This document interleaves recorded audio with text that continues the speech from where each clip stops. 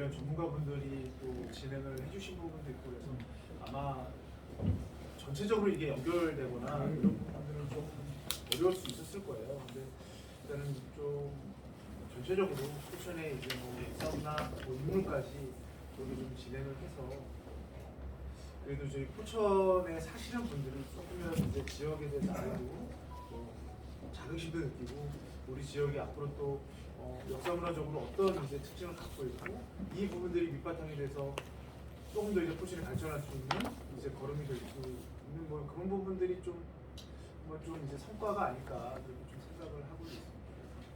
오늘 수업은 전체적인 주제 자체는 이제 포천의 문화유산 부분이긴 한데 문화유산 부분을 좀 더 이제 정리하는 차원에서 전체적으로 포천의 역사 문화 이제 제가 알고 있는 내용이긴 하지만 뭐 그 한도 내에서 좀 한번 다시 한번 그 부분들을 뭐 복습 아니면 뭐 되새김 한번 해보고 그다음에 어쨌든 역사 문화유산이라고 하면 그 문화유산 자체만 있을 수 있는 게 아니라 다양한 당시의 시대적인 배경이나 인물이나 이런 부분까지 다 연결이 되기 때문에 그 뒷부분은 제가 이제 포천의 문화유산 하나하나 뭐 여기는 뭐고 이렇게 설명드리는 것보다는 인물과 관련돼서 문화유산을 한번 좀 짚어보는 그런 시간을 좀 저희가 만들었습니다. 솔직히 제가 좀 요즘 좀 모르겠어요. 그냥 이렇게 말씀드리면 그렇지만 좀 업무가 상당히 좀 바빠서 새로 뭐 슬라이드를 만들거나 구성하기 좀 쉽지는 않은데 기존에 제가 갖고 있는 슬라이드로 한번 좀 설명을 좀 드리도록 하겠습니다. 어쨌든 지금 저희가 그 역사가 기록되기 이전 시기를 우리가 선사라고 얘기를 해요. 앞선 자를 써서 역사가 이전 시기. 그래서 제일 첫 시간에 아마 선사에 대한 얘기를 했을 겁니다. 포천에 선사하면 잘 안 와닿죠. 네, 포천에 기록이 있는 것도 아니고 이 부분을 어떻게 선사라는 부분을 우리가 알 수 있을까라고 좀 많이들 의아해하실 거예요. 특히 여기 있는 돌들, 이런 돌들 보면 그냥 길바닥에 우리가 지나가면서 보는 그냥 흔한 돌들이잖아요. 그런 돌들인데 이게 어떻게 지금 따지면은 약 10만 년? 뭐 짧게 보면은 이제 구석기 부분이니까 한 4만 년, 3만 년? 그 정도까지 그렇게 이 사람들 그 전의 시기의 사람들이 이걸 사용했다는 걸 우리가 어떻게 알 수 있지라고도 얘기를 할 수 있습니다. 근데 포천에는 이런 이제 선사 문화들이 그래도 저희가 하천들을 많이 끼고 있고 그나마 좀 이제 하천 옆에 이제 추적대도 있고 그래서 이런 선사 유적들이 좀 많이 좀 발굴이 되고 있는 상태입니다.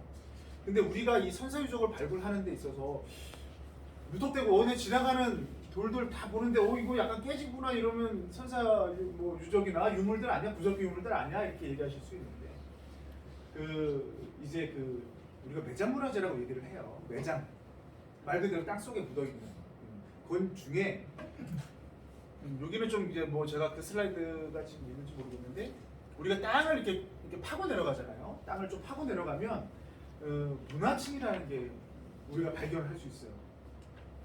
여기는 우리가 한 1m, 2m, 3m 내려가면 그 당시에 살았던 사람들의 흔적들을 이 도구로 이제 석기로 알 수가 있는데 이제 흙 같은 거를 분석을 합니다. 흙을 분석을 하는데 혹시 저희 한탄강 저희 지질공원센터 와보신 분 계세요? 네. 그래요? 그렇죠. 거기 오면 이제 토층이 쭉 이렇게 전시가 되어 있어요. 제가 그 슬라이드가 좀 있었으면 좋겠는데 설명을 좀 드리기 편할 것 같은데 토층이 쭉 이렇게 있습니다. 이거는 어디다 똑같아요. 근데 우리나라 기후상 지금으로 따지면 약 한 10에서 한 15만 년 전입니다. 구석기 중에서도 약간 중기 쪽입니다. 구석기를 크게 우리가 봤을 때는 보통 한 60만 년부터 시작을 하는데 중기 쪽이라고 볼 수 있는데 그 당시에 기후가 되게 온난했다고 해요. 그 당시에 온난하면 뭐냐? 비도 많이 내리고 그 다음에 비가 많이 내리면 약간 비를 통해서 큰 퇴적물들이 이동을 합니다. 우리 포천천도 마찬가지로 똑같아요. 포천천도 밑으로 쭉 하고 내려가면 어느 순간은 큰 자갈들이 보여요. 그 시기를 우리가 시기를 구분할 때 보통 한 10만 년 전후로 봅니다. 그런 시기를 자갈들이 약간 크고 작은 자갈들이 있었던 시기를 거기서부터 쭉 올라와서 한 6만 년부터 4만 년, 뭐 3만 년까지도 얘기를 하는데 그때 땅을 파보면 되게 미세한 그런 이제 모래지, 먼지 같은 게 막 눌려갖고 만들어진 그런 흙들이 보여요. 그 시기를 우리가 마지막 빙하기라고 해요. 물론 소빙하기라고 얘기도 하고 하는데 그 빙하기 때는 날이 추우니까 바람만 이렇게 많이 불어요. 비가 많이 내리거나 그런 게 아니라. 그 바람이 많이 부는 건 뭐냐? 바람으로 이런 모래라든가 흙 이런 것들이 이동을 해서 퇴적이 쌓이는 그 시기를 보통 이제 4만 년 전후로 보고 있습니다. 그래서 아까 말씀드린 대로 자갈층이 많은 그런 조그만 자갈들이 많은 시기에서 이런 돌들이 나왔다. 우리가 지표가 아니라 땅속에서 많이 나왔다 그런 것들은 보통 우리가 한 중기 정도, 한 10만 년 전후의 시기에 살았던 사람들의 도구라고 판단을 하고, 그 다음에 미세한 그런 이제 그 미립자의 모래들이 퇴적이 돼서 쌓인 층에서 이런 구석기들, 옛날 그 석기들이 발견이 된다. 이것들은 이제 우리가 후기 구석기라고 얘기를 해요. 근데 제가 왜 이 말씀을 드리냐면 우리 용종산단 아시죠? 용종리에 있는 군내면 용종리에 거기에 이제 대규모 개발 사업을 하면서 발굴 조사를 크게 했습니다. 발굴 조사를 크게 했는데 그쪽에서 구석기 유물들이 상당히 많이 나왔어요. 한 15,000에서 16,000 정도 발굴단도 한 4개 발굴단이 들어와서 큰 면적으로 발굴 조사를 했는데 그때는 아까 말씀드린 자갈이 조금 섞인 그런 층에서 구석기들이 나왔습니다. 그러면 그런 뭐냐?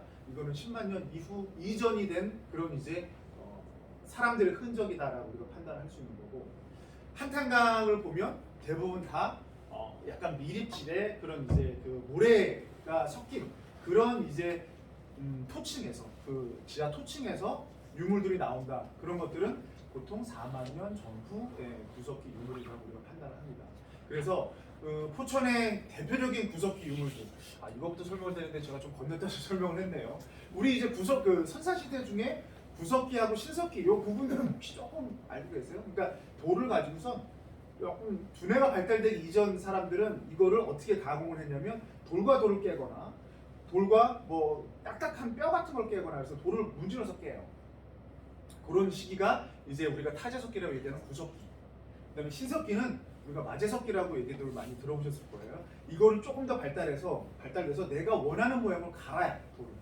그래서 이 시기를 우리가 신석기라고 얘기하는데, 포천의 구석기를 보면 대표적인 유적이 용종산단에서 나온 용종유적하고 한탄강에서 나온 유적입니다. 한탄강도 이제 6개 권역으로 대규모 발굴 조사를 했어요. 한탄강 홍수돌 댐을 만들면서 그 6개 구역 중에 4개 구역이 이제 구석기 유물들이 출토가 되는데, 가장 이제 두드러지게 출토가 된 부분들이 이제 영로교 건너편에 중리 늘거리라는 곳이 있는데 그쪽에서 이제 대단히 출토가 됩니다. 이 유물들이 중리 이제 늘거리에서 출토된 유물들이에요.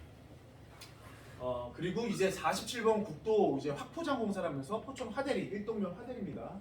여기서도 이제 중기 구석기들이 많이 출토가 됩니다. 그래서 포천에는 크게 포천천, 여기 이제 영평천, 한탄강 중심으로 해서 구석기 문화들이 자리 잡고 있었다라고 봐주시면 됩니다.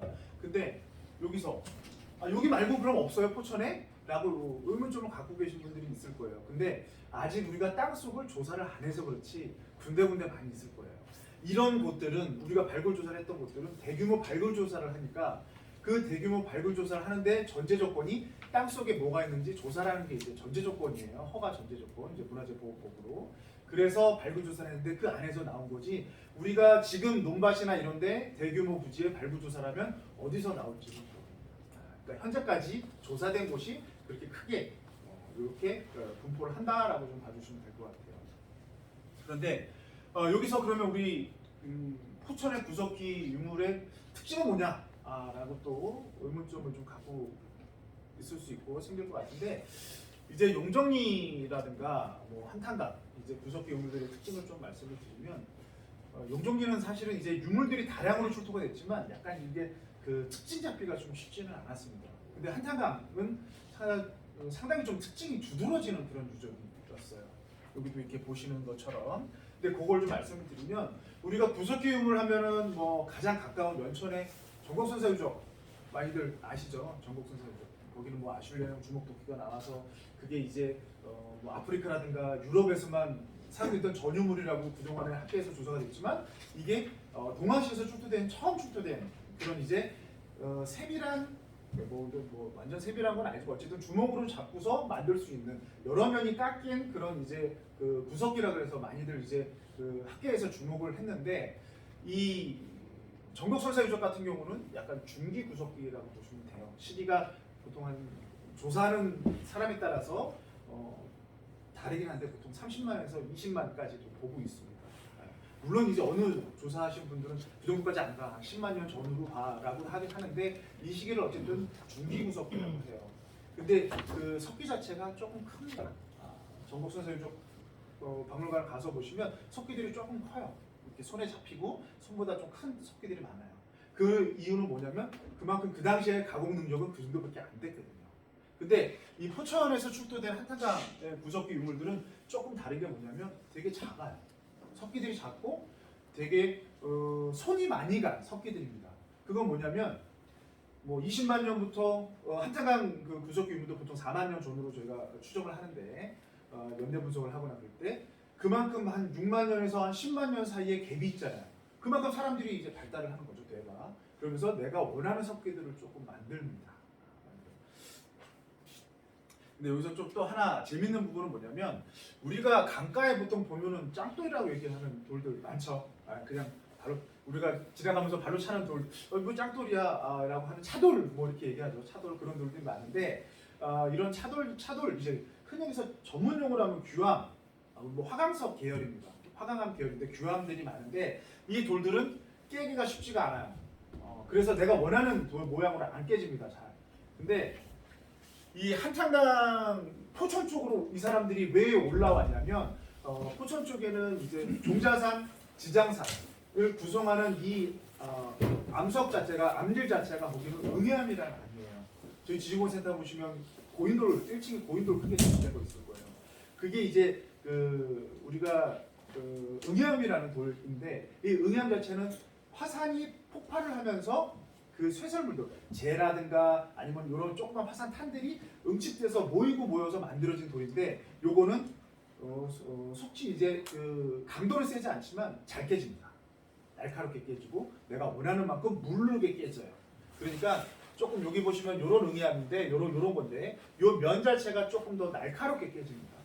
그리고 작게 깨지고 그래서 조금 더 발달된 사람들이 이쪽 포천 한탄강 쪽으로 이주를 해서 여기서 약간 세밀한 석기들을 만들기 시작한 게 포천 한탄강 구석기 유물의 가장 큰 특징입니다.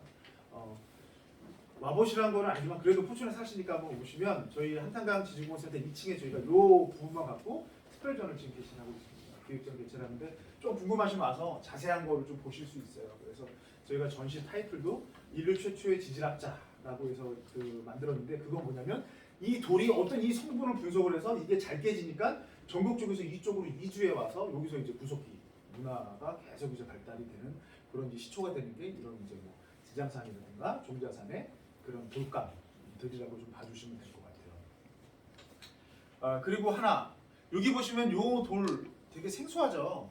딱 보면은 요 돌 자체는 흑요석이라는 돌입니다. 흑요석이라는 돌인데 화산이 폭발해서 분출하면 용암의 겉표면이 빠르게 식어요.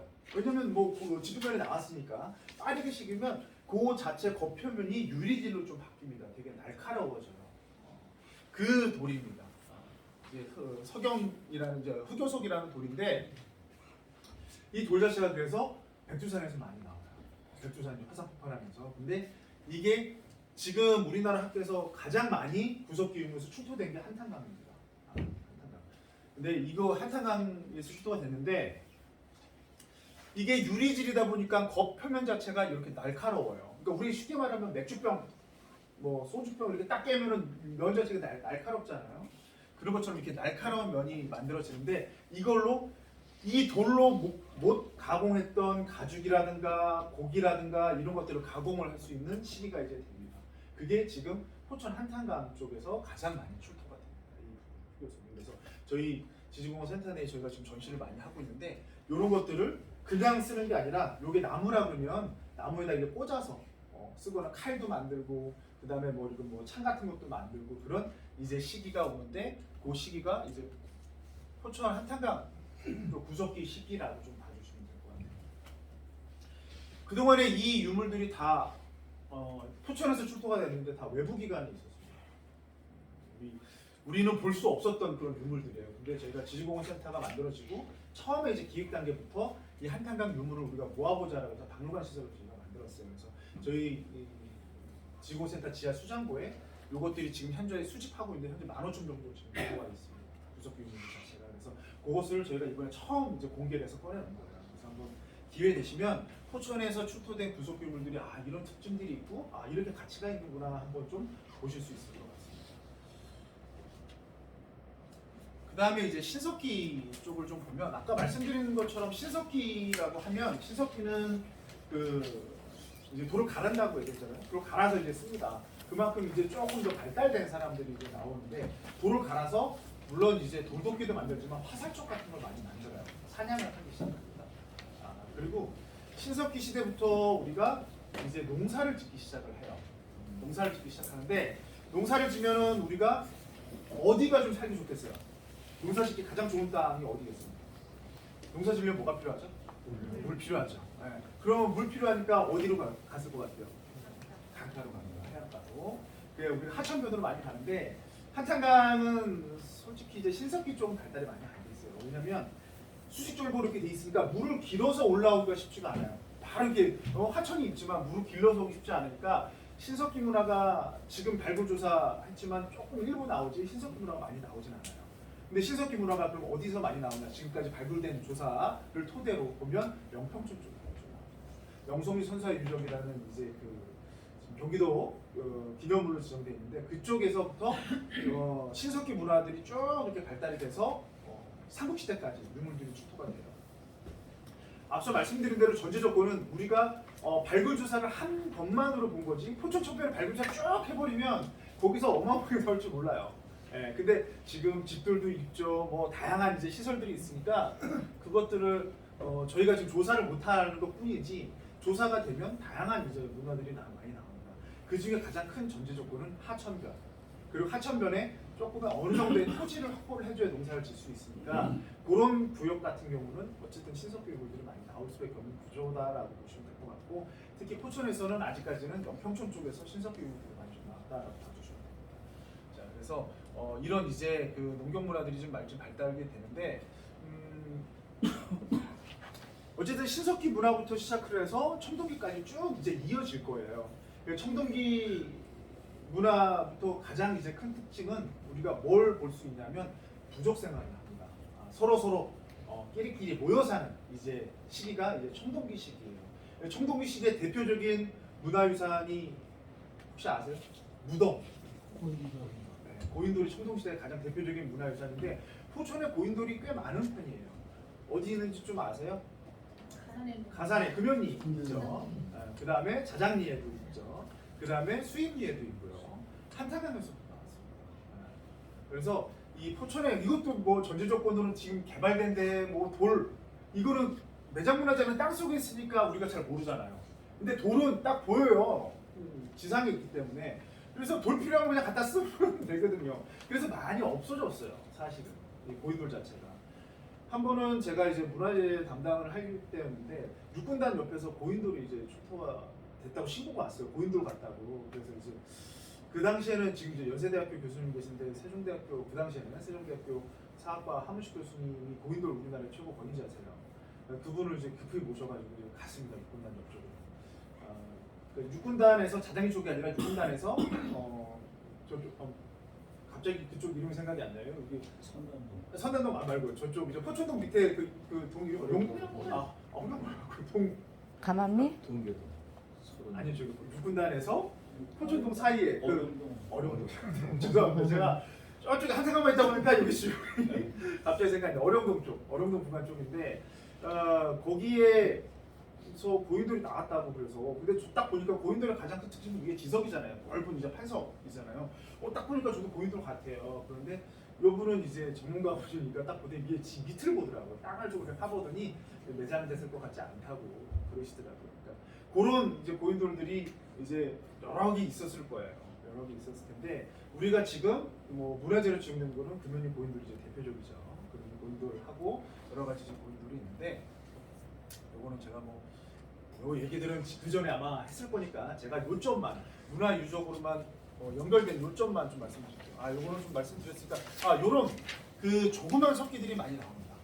조그만 석기들이 많이 나온 게 한탄강 부속비율의 특징이고 한탄강 내 전체에서 많이 나왔어요. 이렇게 전체에서 이제 부속비율이 슈퍼가 됐다라고 좀 봐주시면 될 것 같고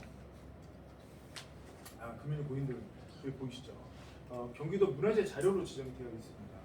근데 여기 딱 보면 요거는 금연의 고인돌이고 요건 아까 한탄강에서 말씀드렸던 고인돌이에요. 한탄강에서도 고인돌이 출토했다 그랬죠.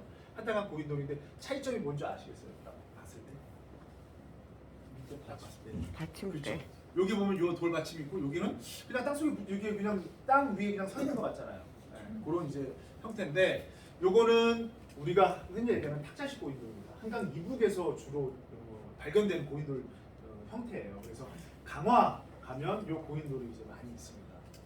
그리고 요 고인돌은 우리가 바둑판식이라고 얘기하고 요거는 근데 개석식입니다. 개석식 고인돌인데 요거는 남부 쪽 순천이나 고창에 많은 그런 고인돌 형태예요. 근데 이 고인돌 부분이 둘이가 이렇게 차이가 보이는데 가장 큰 특징은 뭐냐면 여기도 판석이 있었을 거고 뒤에도 판석이 있습니다. 예전에 그냥 저도 이제 들은 얘기긴 하지만 예전에 지역분들은 여기도 판석이 막혀져 있었다고 얘기를 해요. 근데 정확하진 뭐 제가 사진을 못 봐서 정확한 건 아닌데 여기는 요 위에가 무덤방입니다. 위에 이제 무덤 쓴 거고 요거는 땅 속에 무덤을 쓴 겁니다. 땅 속에. 그래서 그 가장 큰 이제 차이가 그런 이제 큰 특징이라고 봐주시면 될 것 같고요. 이 한탄강 중리 쪽 고인돌은 지금 이제 한수 이북 제일 북단에서 발견된 남방식 고인돌입니다. 그래서 학계에서도 많이 주목을 하고 있는데 특별히 이 부분이 사실 연구가 좀 나왔으면 좋겠는데 연구가 좀 많이 좀 안 나오는 실정이에요. 근데 제가 좀 고인돌 전공도 아니고 그래서 제가 좀 건드리기는 좀 어려운데 어쨌든 한수 이북에서 가장 북쪽에서 남방식 고인돌이 나온 게 가장 큰 특징이다. 이 한탄강에서 지금 한 11기 정도 나왔습니다. 11기 정도 분집으로 나왔습니다. 고인돌 자체가. 그래서 그 중에 하나를 저희 지리공센터에 옮겨놨다는 것이 중요하고 지금 이 고인돌을 봤을 때 여기서 제가 드리고 싶은 얘기는 뭐냐면 규모가 좀 있습니다. 이 고인돌 자체가 적은 규모가 아니에요. 근데 이 고인돌을 이렇게 만들 정도면 이 금연이에 당시에 얼마만큼의 사람들이 살고 있었는가 우리가 판단해 볼 수 있어요. 요 상석의 이제 무게를 봤을 때 장정이 이거를 끌 수 있는 장정이 몇 명이나 필요했을까라고 우리가 유추로 가능하거든요. 이거를 어쨌든 가서 돌에 채석을 해와야 되죠. 이거를 여기까지 끌고 와야 되죠. 여기를 또 여기 흙을 메꿨다가 이걸 또 그 위로 올려야 되죠. 그다음에 흙을 파내고 고인돌을 만들어서 거기다가 또 이제 그 시신을 또 안치해야 되죠. 이런 부분이 있습니다. 그래서 이 당시에 그 추정을 할 때 금연리 쪽에 장정이 못해도 한 200명 정도는 거주했을 거라고 추정을 하고 있어요. 그렇게 좀 보면 이 금연리 쪽에 당시에 상당히 많은 그런 사람들이 살고 있었다라고 좀 추정이 되는 거고 그 당시에 200명 정도 사람이 살고 있는 그런 이제 부족이 있으면 물론 이제 이게 이제 당시 우두머리의 뭐 수장이 될 수도 있고 뭐 족장이 될 수도 있고 하지만 그 부분에 그 무덤이라고 우리가 보통 파악을 하는데 이 부락 자체가 상당히 좀 규모가 있었던 부락이었다라고 좀 생각을 합니다. 장정 200이면 뭐 거기에 이제 식솔들까지 따지면 상당히 좀 어느 정도 좀 규모가 있는 그런 이제 그 마을이겠죠. 그런 부분으로 판단을 할 수 있을 거고 중립 고인돌도 마찬가지입니다. 중립 고인돌도 이게 11기 정도 나왔다면 물론 이제 그 후대에 계속해서 이게 당대에 하나 만들어진 건 아니고 후대에 계속 만들어졌다고 우리가 판단할 수 있죠. 그러니까 여기도 상당한 좀 인구가 중리 쪽, 영로교 쪽에 좀 거주했다라고 좀 우리가 유추를 할 수가 있습니다. 이 부분은 뭐 제가 좀 말씀드리는 것보다는 제가 요거를 좀 말씀을 드릴게요. 이걸 말씀드려서 말씀드릴게요. 우리 자장유적 혹시 아세요? 왜냐면 자장유적 사실 안내판만 있지 뭐 보이는 게 없으니까 그냥 자작도 하는 게 있겠지 이렇게 생각하시겠죠. 자장유적. 자장유적의 처음 2000년, 2001년도에 발굴했던 그 이제 항공 사진입니다. 당시 항공 사진인데 자장리가 우리가 어디 있죠? 바로 포천천 변에 있죠. 포천천 변에 있고 그래도 나름 조금 이제 농지, 그러니까 평지가 조금 이제 붙어 있는 땅들이죠.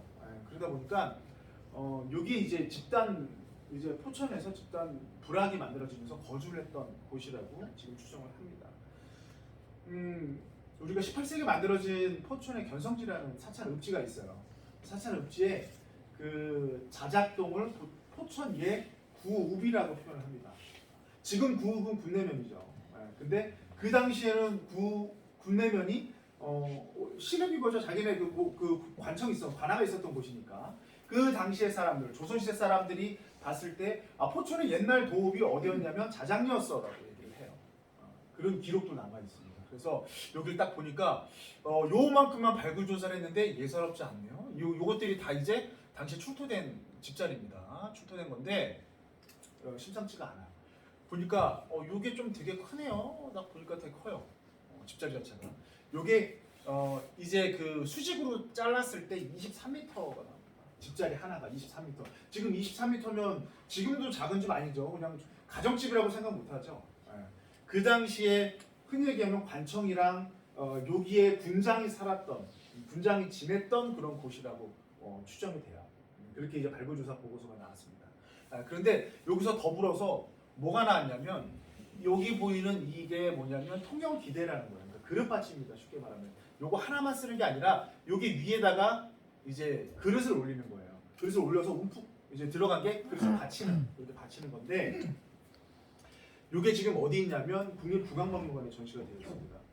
국립국악박물관에 전시가 되어 있는데 어느 코너에 전시가 되어 있냐면 백제 코너하고 가야 코너에 같이 전시가 되어 있어요. 좀 같이 설명을 하는 그 부분에 그 이유는 뭐냐면 이 통영기대는 가야의 전형적인 이런 이제 제기예요. 가야문은 어딘지 아시죠? 저 김해 쪽이에요. 경상남도 쪽입니다. 근데 거기에 있는 토기 문화들이 여기서도 출토가 된다. 그거는 뭐냐면 이 자장리에 있었던 그런 하나의 그런 정치체. 우리 어떻게 보면 소국이라고 얘기를 할 수 있는데 조그만 나라. 이 나라가 가야랑 교류를 했다는 거예요. 교역을 하고. 넓게 보면은 저 중국 동진대 그 이제 뭐죠? 칼들이 세형 그 동검들이 나왔어요. 여기서. 뭐 물론 파편이긴 합니다. 일부 파편이긴 한데 그렇게 따질 때 중국하고의 교역도 진행했던 그런 하나의 국가가 자장리를 중심으로 있었다라고 이제 판명을 하고 있어요. 그래서 이 자장 유적 같은 경우는 쉽게 말하면 포천의 중심이 예전에 자장이었다라고 이렇게 좀 봐주시면 됩니다. 그리고 이 집자리 크기 자체가 현재까지도 경기국에서 가장 큰 집자리입니다. 발굴조사된 그 집자리 중에. 그래서 이 포천의 그 가장 유력한 정치체는 자장리를 통해서 있었다라고 하고 자장리에 이런 다양한 토기들도 출토가 많이 됐습니다. 우리가 여기 보시면 여기 마한이라는 나라가 있어요.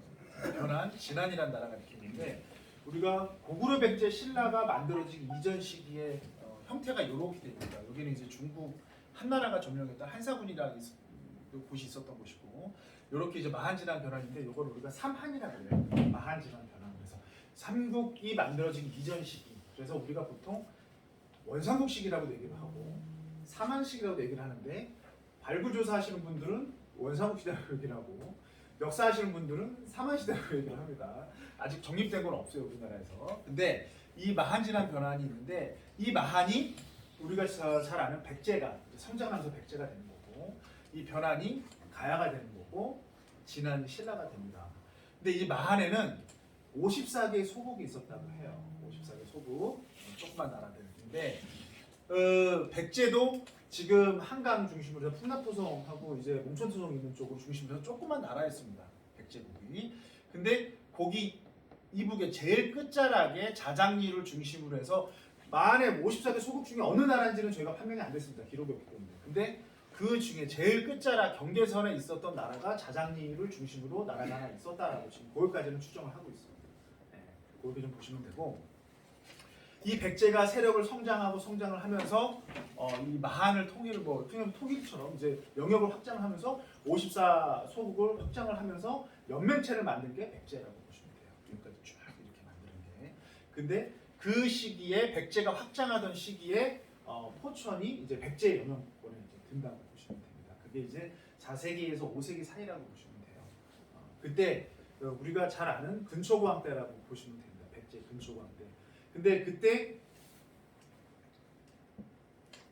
포천에 뭘 만들었느냐? 포천의 가장 북쪽 변방이라고 말씀드렸잖아요, 자장님과. 뭘 만들었냐? 어딘지 아시겠어요? 반월선성입니다. 반월성을 그때 이제 만듭니다. 백제가 그 이후 반월성을 만든 이유가 뭐예요? 백제에서 봤을 때는 가장 북쪽 경계고, 그러니까 쉽게 말하면 영어로 보더죠. 자기네 이제 국경입니다. 국경을 수비하기 위해서 이제 반월선성을 만들어요. 반월성이라는 이름 자체에서 알겠지만 반달처럼 이렇게 생겼잖아요. 그게 어디를 보고 있냐? 북쪽을 보고 있습니다. 북쪽을. 제가 반월선성 앞쪽에 있는 도로 경로에 대해서 말씀드렸죠. 지난 시간에 제 수업 시간에 말씀드렸는데, 이 경로 자체가 북쪽에서 남쪽으로 침투하기 가장 좋은 빠르고 편리한 루트라고 말씀드렸잖아요. 그거를 최전선에서 방어하기 위해서 이 반월선성. 그래서 지금 반월선성은 우리 처음 만들었던 초축이라고 얘기를 하는데, 처음 만들었던 시기를 4세기 말에서 5세기 초로 보고 그 양식을 백제라고 우리가 판단을 하고 있습니다. 발굴조사 했을 때 당시에. 그래서 이 반월선성은 백제 토기들도 출토가 됐고요. 그래서 이 반월선성을 백제부터 만들어 썼는데, 반월선성 북쪽, 여기가 이제 남쪽이고요. 여기가 이제 북쪽입니다. 북쪽인데, 이 반월선성을 만들었는데 그 이후에 반월선성을 누가 그러면 점령을 했느냐? 고구려가 이제 보통 이제 광개토대왕 때 이제 남하를 해서 궁극적으로 장수왕 때 여기를 이제 다 거느립니다. 이 지역은 5세기 중반 정도 보시면 되는데, 이 지역을 이제 다 장수왕 때 한강까지, 이 한강 이남까지 이제 영역으로 확장이 되는데, 그때 이 반월선성은 고구려에 이제 속하게 되죠. 고구려에 속하게 됩니다. 그러면서 제가 보통 지금 슬라이드를 좀 못했네요. 그러면서 이 중요한 이제 발굴조사에서 하나의 사건이 만들어지죠. 발굴조사는 뭐가 나왔다고 보면 되는데, 마을수의 공구단이라는 기와장이 나왔어요. 아시는 분들 많이 아실 거예요. 발굴조사하면서. 마을 포천의 옛 지명이죠. 포천의 고구려 시대 지명입니다. 그거를 확정해 준 게 여기서 나온 명문기와예요. 그래서 이제 마을이라는 지명 자체가 여기 이제 포천의 지명이다, 딱 이제 확실히 못을 받게 되죠. 근데 여기서 요거는 지금 아시는 분이 많이 없을 텐데, 저도 이제 요거 관련해서 조금 조사를 하다 보니까, 지금 양주가 조선시대 고려시대 포천보다 많이 컸다고 말씀드렸잖아요. 제가 고려시대 포천이 양주에 속했던 속현이었다라고 말씀드렸죠. 근데 양주의 옛 이제 지명 조사를 쫙 하다 보면 양주도 마을이라고 썼습니다. 마을이라고 썼어요. 근데 그러면 그렇게 되면 뭐냐? 양주가 그때 포천에 속했던, 포천 이 반월성을 중심으로 양주까지 다 관할을 했던 그런 이제 그 시대가 있었다라고 좀 봐주시면 돼요. 그래서 이 당시에 반월성의 입지 자체가 흔히 얘기해서 고구려의 어떻게 보면 최남단 중에 하나의 전초 기지였다라고 봐주시면 돼요. 그게 하나가 뭘로 증명이 되냐면, 이 지금의 영역하고 그 당시의 영역하고는 좀 제가 다르다고 말씀드렸어요. 지금은 우리가 면 단위의 영역으로 설정을 하잖아요. 경계를 할 때. 그 당시에는 성 단위 개념입니다. 하나 성. 여기 남쪽으로 또 이제 아차산성도 있고, 그 다음에 천보산에 천보보로도 있고, 이렇게 있는데, 이 지역을 관할하던 중심 거점 섹터는 반월성이었습니다. 경기 북부 쪽을 고구려 시대 때도. 그래서 여기에 이제 하나의 성주를 임명을 해서 여기 지역을 전체 다 관할하는 그런 곳입니다. 그런데 6세기 때 이제 신라가 이제 막 이제 진흥왕 때 북진 정책을 펴죠. 백제도 침범하고 고구려도 이제 고구려까지도 확정을 하려고 합니다. 그때 이 포천 반월성을 이제 쳐들어오는데, 고구려 시대 포천 반월성의 이름 자체는 낭비성이라는 성이었어요. 이제 학계에서 요거를 이제 어느 정도 이제 명확히 이제 한 논문들이 많이 나왔습니다. 처음에 낭비성 하면 낭비요? 낭비성, 비성, 낭비. 네, 낭비성. 때 제가 슬라이드를 다시 한번 좀 기회가 되면 제가 좀 그런 부분들 좀 준비를 해서 좀 말씀드리는데, 지금 그냥 제가 좀 말씀을 드리면, 낭비성을 갖고서는 여러 가지 설들이 있었어요. 하나는 파주의 칠중성이라는 설이 있고, 그다음에 위치적으로 봤을 때 그쪽이 아니겠느냐. 그다음에 용어로 봤을 때는 이제 낭비 자체가 청주 쪽, 거기 이제 그쪽에 옛 지명하고도 연결이 돼서 청주 쪽이 아니겠느냐라고 하는데 역사 기록상 전투 기록을 보니까 그쪽은 이제 아닐 거라고 이제 판단을 한 거죠. 그래서 고고학자들이 이제 연구를 하면서 이 낭비성은 포천 반월성이다라고 이제 비정을 했습니다. 근데 이제 낭비성이 왜 중요하냐? 신라가 고구려를 쳐들어가는 데 있어서 그 승기를 잡은 게 낭비성 전투예요. 삼국사에 이렇게 지금 기록이 되어 있는데 낭비성 전투에 승기를 잡으면서 고구려를 이제 침략할 수 있었다라고 하는데 그 전투의 중심이었던 분이 김유신이라는 분입니다. 김유신은 아시죠? 네, 김유신. 근데 김유신이 이 낭비성 전투에서 큰 공적을 세워서 쉽게 말하면 장군으로 올라가는 그런 이제 발판이 되는 전투가 이 낭비성 전투인데 거기에 이제 반월성이라고 합니다. 그 이야기를 제가 조금 좀 들려드릴게요. 재밌는 이야기일 수도 있는데 신라가 고구려를 치기 위해서 계속 이제 이 반월성을 낭비성 그 당시 낭비성 반월성을 점령하려고 여러 차례 수차례 공격을 했습니다. 근데 너무 이제 철옹성 같아서 함락을 못 시켰대요. 그런데 당시에 김유신의 아버지 김서연하고 김춘추의 아버지 김용춘 이제 당시의 대장군인데 그분들이 정말 애를 먹고 있을 때 김유신이 자기가 나와서 제가 목숨을 걸고 낭비성을 함락시키겠습니다. 라고 하면서 말을 하나 주십시오라고 해요. 그러면서 자기가 이제 거느리던 하랑도랑 같이 그 당시에는 이제 김유신 장군이 아니라 지금 따지면 한 중대장 정도, 대대장 정도 됐다고 합니다. 근데 그 김유신이 말을 타고 들어가면서 그 당시에는 산성에서 전투를 한 게 아니라 이 앞쪽에 반월성 앞쪽에 들판에서 이제 그 흔히 부비트랩 이제 뭐 약간 해자 같은 것도 만들어 놓고 거기서 이제 전투를 했는데 그 부분들을 이제 삼국사기에 기록된 것만 말씀드리면 말을 타고 가서 목책 같은 거를 뛰어넘어서 고구려 군사 3천의 목을 뱉다라고 기록이 되어 있습니다. 그러면서 이제 승기를 잡아서 신라가 반월성을 점령하면서 북쪽으로 올라갈 수 있었다라고 이제 기록되어 있습니다. 그래서 이 김유신이 이 삼국 통일을 하는 데 있어서의 큰 역할을 했던 부분, 그 다음에 김유신이 이 대장군으로서 이제 승승장구할 수 있던 기반이 이제 반월성이다 좀 봐주시면 돼요. 기존까지 반월성 하면은 예전 분들은 아마 그럴 겁니다. 여기는 이제 궁예와 관련된 성이다라는 얘기들이 많이 있었어요. 그런 전설들. 포천의 산성은 다 궁예랑 연고를 시키더라고요. 이제 그렇게 이야기를 하는데 각자 이렇게 또 이제 우리가 발굴 조사를 하면서 이제 스토리들이 많이 나오는데 그런 이제 그 반월성의 중요한 부분들이 포인트가 좀 달리 좀 보면 상당히 좀 삼국 시대에 중요했던 산성이었다라고 봐주시면 되고 그 다음에 여기서 이제 신라 시대 신라 말부터 시작해서 건물지들이 나옵니다. 그리고 신라 토기들이 나오는데 그 당시에 신라에서 여기 아예 주둔을 하면서 이 성을 이제 방어했던 그런 이제 기록들이 이제 발굴 조사를 통해서 나옵니다. 교수님, 저기 신라에 의해서 성이 축적됐다고 그러셨잖아요. 맨 처음에는 백제 때 축적을 하고요. 네. 그 다음에 고구려 때도 사용을 했다가 신라 때 이걸 또 보수를 합니다. 그리고 뭐 군지나 이런 데는 고구려에서 네, 마을수의 공부단. 네, 맞아요. 고구려 때도 썼어요. 산성을. 네. 그래서 아까 말씀드린 대로 이제 명문기와 말씀을 드렸는데 사실 이제 이제 저희가 군지 자체가 97년도에 나왔어요. 그 이후에 발굴 조사를 했거든요. 제대로 된 발굴 조사를 2000년 초반까지 했습니다. 그러니까 그러다 보니까 나온 것들이 이 뒤에 이제 북문지 쪽 보면 문지를 딱 보면 전형적인 신라 시대 문지 형태가 나와요. 그러니까 처음에 들어가면 그냥 올라가는 게 아니라 턱을 이렇게 높게 둡니다. 그 북문지 보시면 딱 보실 거예요. 턱을 높게 둬서 거기에 올라가는 거 사다리로 올라가든 이런 것들을 치면 못 올라가게 하는 게 신라 시대 전형적인 산성 형태예요. 지금 나무 사다리. 네, 맞습니다. 지금도 나무 사다리 이렇게 올려놨잖아요.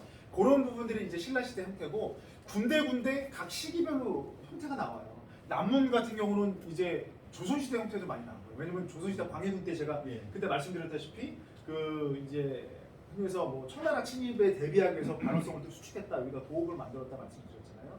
그런 형태들이 군데 나옵니다. 그러니까 지금 우리가 이 산성을 안쪽을 깨보질 않았잖아요. 사실 무너지지 않는 이상. 그럼 안쪽은 백제 것들이 나올 수도 있고, 그 다음에 고구려 것이 나올 수도 있고, 그 다음에 계속 보수를 나가니까 뒤시기 것들이 이제 나올 텐데, 현재 이제 발굴 조사를 하면서 봤을 때는 신라 시대 신라 시대 것들이 제일 많이 나와요. 물론 이제 아까 말씀드린 대로 백제 토기도 나오고 백제 시대 산성 형태도 나온다, 일부 구간에서는. 고구려 것도 나오고. 근데 가장 많이 그 이 반어성을 활용했던 부분들은 신라라고 봐주시면 될 것 같아요. 그게 이제 마을수의 공구단은 그 진품이에요. 저 역사관에 있는 거. 그거는 이제 복제고요. 지금 진품은 당국대 박물관이죠. 그걸 저희가 지금 갖보지 못하죠. 한번 이렇게 나가면 들어오기가 쉽지가 않아요. 그래서 저희가 지주공원 센터도 그렇고 시립박물관도 좀 예전에 저희 있을 때 많이 추진했던 부분들이 그런 부분이에요. 지금 이제 포천에서 발굴된 것들은 이제 그 전에 발굴된 것들 중에 각 기관에 이제 안 간 것들은 저희가 먼저 홀딩을 해놨어요, 문화재청에. 그래서 지주공원 센터도 오고 역사문화관 들고 갔고 막 그렇게 했는데 그 위임 기간을 받기도 쉽지 않은데 그 위임 기간을 저희가 받아놨거든요, 문화재청 협의회에서. 근데 기 전에 가 있었던 거를 다시 이쪽에서 주지는 않아요. 그게 조차 상황도 상당히 어렵고. 포천에 자장리에서 출토된 대옹이라고 높이가 요 정도 됩니다.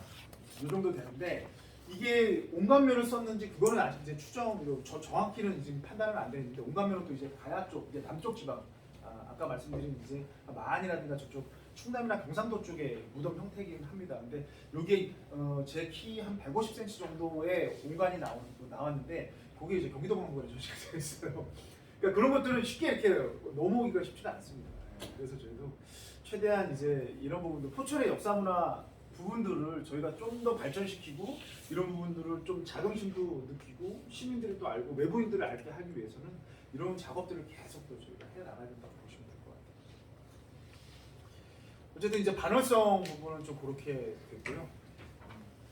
그 다음에 어차피 산성 얘기가 나왔으니까 우리가 산성 한번 좀 말씀을 드리면, 산성을 크게 우리가 보면 뭐 이런 얘기까지 말씀드리는 뭐 그렇지만 포곡식 산성이라는 게 있고 퇴매식 산성이라는 게 있어요. 퇴매 한자 똑같이 그냥 씁니다. 요 산봉우리를 둘러싼 산성을 우리가 퇴매식 산성이라고 얘기를 해요. 그럼 요거는 딱 산봉우리를 이렇게 둘러싸고 있잖아요. 요건 이제 퇴매식 산성이고, 포곡식 산성은 계곡과 계곡 사이를 막는 겁니다. 이렇게 계곡 사이 있잖아요. 계곡과 계곡 사이, 그러니까 능선과 능선 사이를 막는 거를 우리가 이제 포곡시라고 얘기하는데, 포천에서 포곡식 산성은 그 지장산 쪽에 보가산성 쪽이 이제 좀 있고 운악산성 같은 그런 부분이 좀 있는데, 운악산성도 포곡식하고 퇴매식하고 좀 섞여 있는데, 보통 보면 이제 지장산에 있는 보가산성이 퇴매식 산성입니다. 그렇게 좀 봐주시면 되는데, 포천에는 대부분 다 이런 퇴매식 산성들이 좀 많다. 성동리 산성도 그렇고 그렇게 좀 봐주시면 될 것 같습니다. 지금 포천에서 보시면, 포천 시내에서 보시면 이게 경관 조명해놨어요. 좀 보실 수 있어요. 한번 지나가다가 포천 시내에서 반월사 한번 쫙 보시면 불 쫙 이렇게 들어와 있는 거 보실 수 있습니다. 그다음에 뭐 영평 쪽은 제가 뭐 지난번에 좀 말씀을 드려서 이거는 좀 뭐 이부사 유적하고 좀 연결된 부분은 아니라 제가 좀 넘어가도록 하겠고, 이것도 그렇고 제가 요 말씀을 좀 드릴게요. 여기는 이제 영평 육지도입니다. 제가 지난 시간에 말씀드렸던 것 같은데, 포천이 지금 포천 경계 자체는 1914년 일제강점기 초반에 포천하고 영평을 합쳐서 지금 포천으로 만들었다고 말씀드렸잖아요.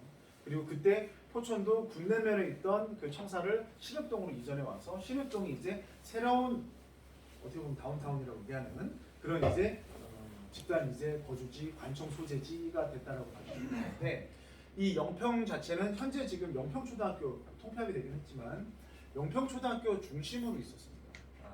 여기 보시면 여기 아사라고 보이는 게 이제 관청이고 관하고요. 여기 이제 여기 향교라고 하는 곳이 보이고, 이거 홍산로 같은데 이거 사직단인가? 사직단 같습니다. 어쨌든 이 사직단은 이제 제사를 지내는 곳이고, 이런 이제 시설들 자체가 다 영평초등학교, 지금 이제 영평리 중심으로 있었습니다. 그리고 뒤에 여기 이제 불무산인데 불무산 쪽에 산성이 하나 좀 있었고, 이렇게 해서 이렇게 돼 있는데, 제가 이 말씀을 왜 드리냐면, 관아가 이렇게 중심으로 자리 잡고 있었는데 요 영편천면으로, 그 다음에 이쪽 이제 지금으로 따지면 성동검문소 위쪽 그 앞쪽으로 여기에서 그 집단 주거지들이 이제 출토가 됩니다. 앞서 말씀드린 이쪽은 영송지선사 유적, 여기는 성동리 마을 유적이라고 얘기를 하는데, 이 지역에 원삼국 시대까지 많은 사람들이 이제 거주했던 그 집자리들이 많이 출토가 되고 있습니다. 그래서 이 영평 쪽에서는 이 지역에서 상당히 많은 사람들이 거주를 하고 있었다라고 좀 봐주시면 될 것 같습니다. 그렇고 지금 보면은 요게 이제 우리가 북쪽으로 올라가는 이제 도로가 되겠고요. 병문로 도로가 되겠고, 요 이쪽이 이제 양문 쪽인데 양문에 큰 이제 그 양문역이라고 하는 조금만 더 어떻게 보면 관청이 있었습니다. 그 관청에 그냥 제가 뭐 양주 뭐 이 정도 포함해서 양주, 포천, 영평, 천안까지 봤을 때 이 역원들, 그러니까 역이라고 얘기를 하는 그런 이제 그 이동 편의 시설이죠. 어떻게 보면 뭐 숙박도 제공하고 말도 갈아탈 수 있고 이런 편의를 제공하는 역 중에 역리가 가장 많은, 그러니까 역에서 근무하는 그 노비부터 시작해서 관원들이 가장 많은 지역이 이제 영문역이었던 것 같아요. 그래서 양문이 이 소통하는 데 있어서 이쪽으로 연천 쪽으로 소통하고 남쪽으로 소통하는 데 있어서의 좀 핵심 지역이었다라고 봐주시면 될 것 같습니다. 지금 아마 양문군단 쪽 일대라고 좀 추정이 되는데 저희가 이제 조사라든가 그쪽은 발굴 조사를 할 수가 없어서 이 그 형태라든가 이런 걸 찾기가 좀 어려운데 그쪽에 좀 어려운 거 보면 그 역촌이라 그래서 마을들이 좀 형성을 하면서 그렇게 좀 이제 뭐랄까 여기도 이제 하나의 주거지가 좀 형성된 곳이었다라고 좀 봐주시면 될 것 같습니다.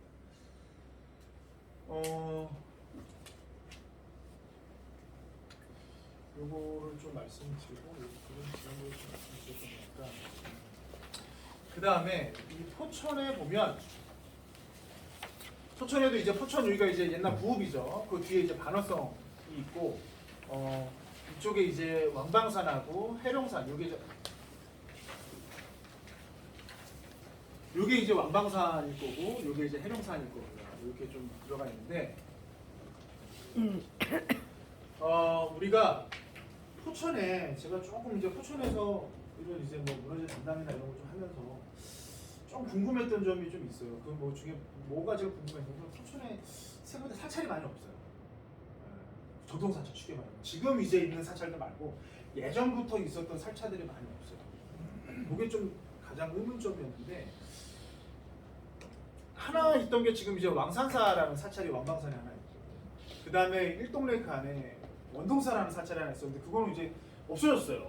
네, 사찰이 없어졌고 그 다음에 이제 이동에 도평리 흑룡사라는 사찰이 있죠. 그래서 사찰이 딱 그 이후에는 사지가 조금 이제 부분적으로 나오는데 사찰이 많이 없습니다. 그럼 왜 그럴까? 왜 이쪽에 불교 문화가 이렇게 좀 없었을까라고 생각이 들어요. 물론 이제 아직까지 밝히지 못한 부분이 있을 수도 있는데 제가 그래서 흑룡사 부분을 한번 좀 살펴봤어요. 흑룡사 부분을 좀 살펴봤는데 흑룡사에 사실은 이제 왕산사 있는데 왕산사 뭐 여기서 뭐 평가하거나 그런 건 아닌데 기록이 없습니다. 실제 구전이나 이런 건 있는데 내려오는 기록 자체가 없어요. 거기서 나오는 슈터 유물도 없고 지금 왕산사의 법전인데 참 저도 좀 뭐 좀 문화재 업무를 좀 떠나지면 돼서 거기에 이제 법전 자체가 문화재로 지정이 됐는데 불법 총선, 불법 총론이죠. 그거는 사실은 뭐 전해진 게 아니에요.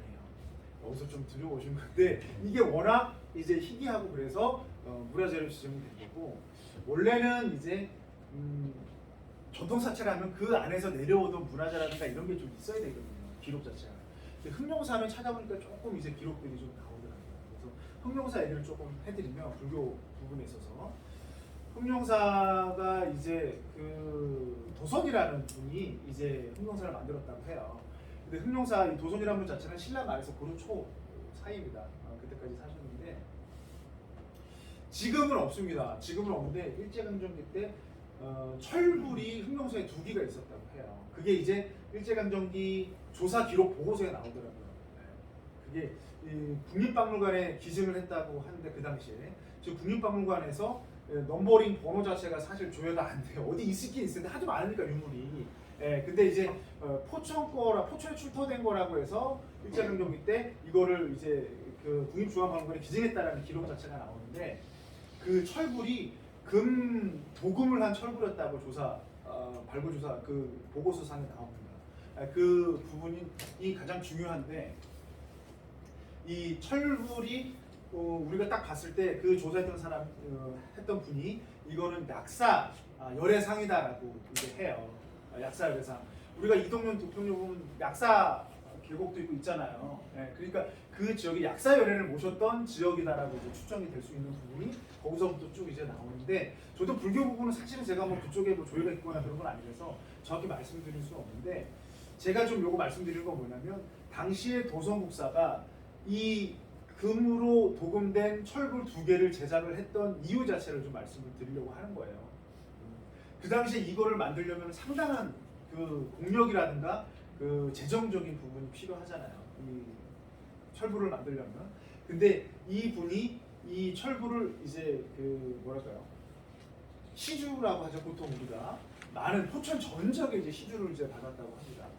그것들이 이제 다른 기록으로 좀 나오긴 하는데, 시주를 받으면서 그거를 이제 그 내세운 게 뭐냐면, 신라의 부흥, 다시 이제 신라가 이제 망하고 있으니까, 신라가 이제 쇠락하고 있으니까 신라의 부흥을 도모하기 위해서 시주 받아서 철불을 좀 만들었다라고 그렇게 얘기를 하더라고요. 그래서 철불의 그런 내용, 간략한 내용들이 좀 기록이 되어 있다고 합니다. 그래서 그런 부분들을 우리가 유추해서 우리가 포천 지역에서 신라 부흥 운동이라든가 이런 부분이 좀 있었다라고 추정까지도 그 이제 저자분들은 하시더라고요. 그래서 흑룡사는 지금 우리가 봤을 때 흑룡사에 유물이 있는 게 청안부도밖에 없거든요. 사실은 이제 포천 또 향토 위주로 지정되어 있는데, 이 청안부도 말고 흑룡사 자체는 당시에 약 100여 칸 정도 되는 규모의 상당히 큰 사찰이었다라고 우리가 볼 수 있을 것 같습니다.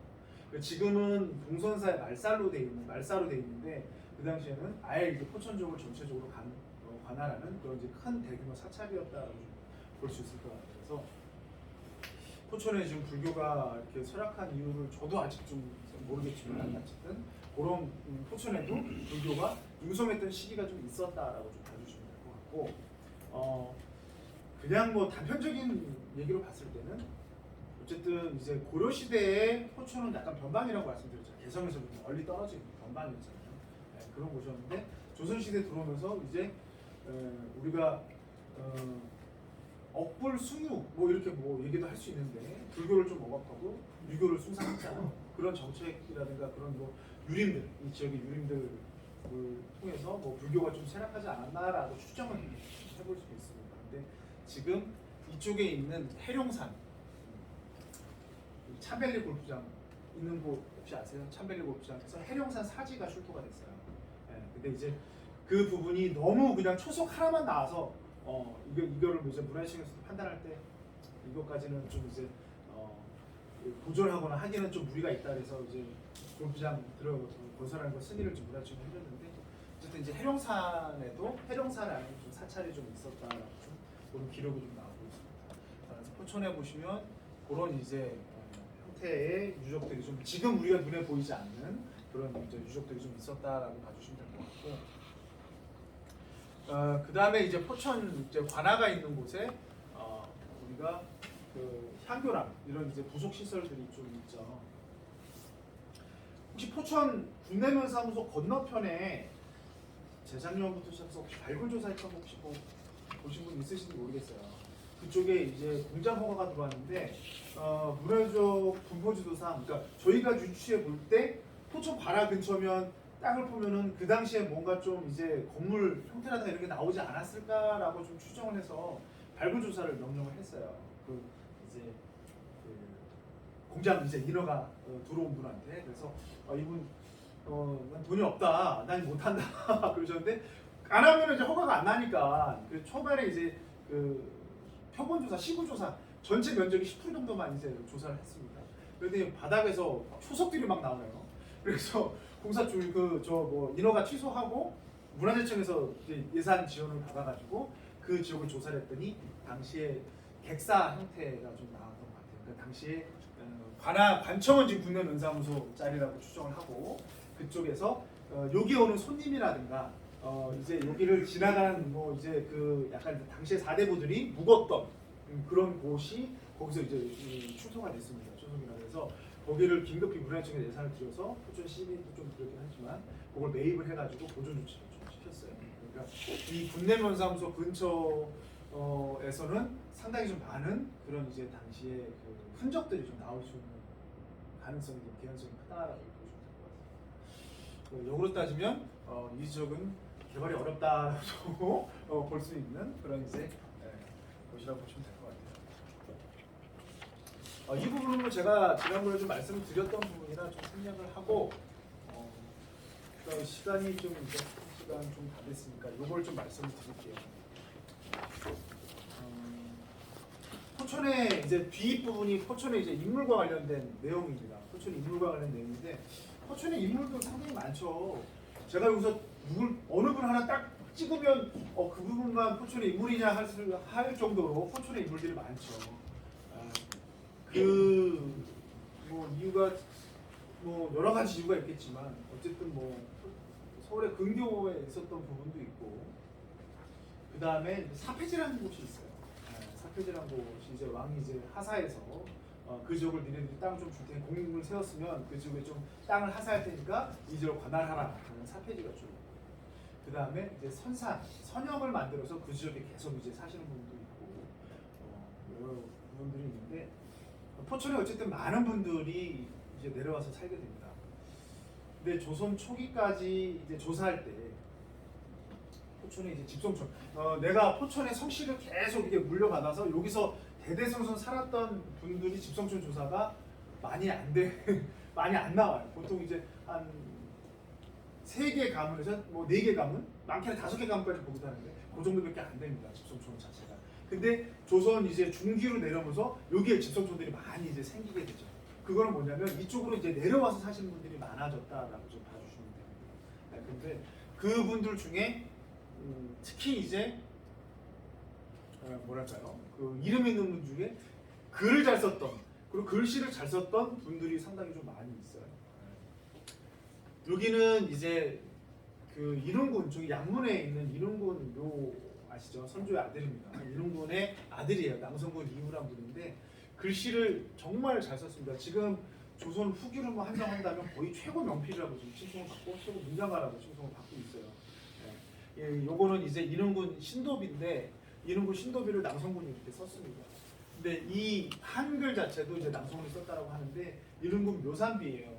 그 아버지 묘를 지키기 위해서 여기 이 비는 되게 영험하니까 여기에 들어오지 말라라는 그런 이제 표석을 거기다 하나 세워놓습니다. 최근에 경기도 이제 문화재로 지정이 됐는데 이 한글 자체가 상당히 가치가 있는 겁니다. 저희 노원구 중계동에 보면 한글기 이제 보물 지정된 게 있어요. 그 이후에 가장 오래된 한글기입니다. 그래서 상당히 좀 가치가 있는 곳이다라고 봐주시면 될 것 같고요. 그다음에 여기는 이제 뭐 우리가 잘 아는 양사훈 선생님 글씨입니다. 그 부분 뒤에 이제 나오니까 요건 이제 초서를 쓰는 글씨인데 그 부분들은 또 이제 유명한 분이고 특히 이제 포천과 관련돼서 금수정에는 이제 한호라는 석봉 한호 글씨도 많이 있고요. 그다음에 여기는 이제 창업물 안강문 부분입니다. 그래서 이런 이제 다양한 당시에 한문학에서 최고의 좀 이제 그 두각을 나타냈던 분이 포천에 좀 인물이 많이 있었다. 이 분 이외에도 많이 계시죠. 근데 그런 분들의 좀 흔적을 제가 좀 이제 갖고 와본 거고요. 요거 이후로 제가 이제 인물과 연결돼서 이제 포천의 문화유산을 한번 좀 말씀을 드리도록 하겠습니다. 한 5분 정도 쉬었다가 또 다시 좀 이어가도록 하겠습니다. 네.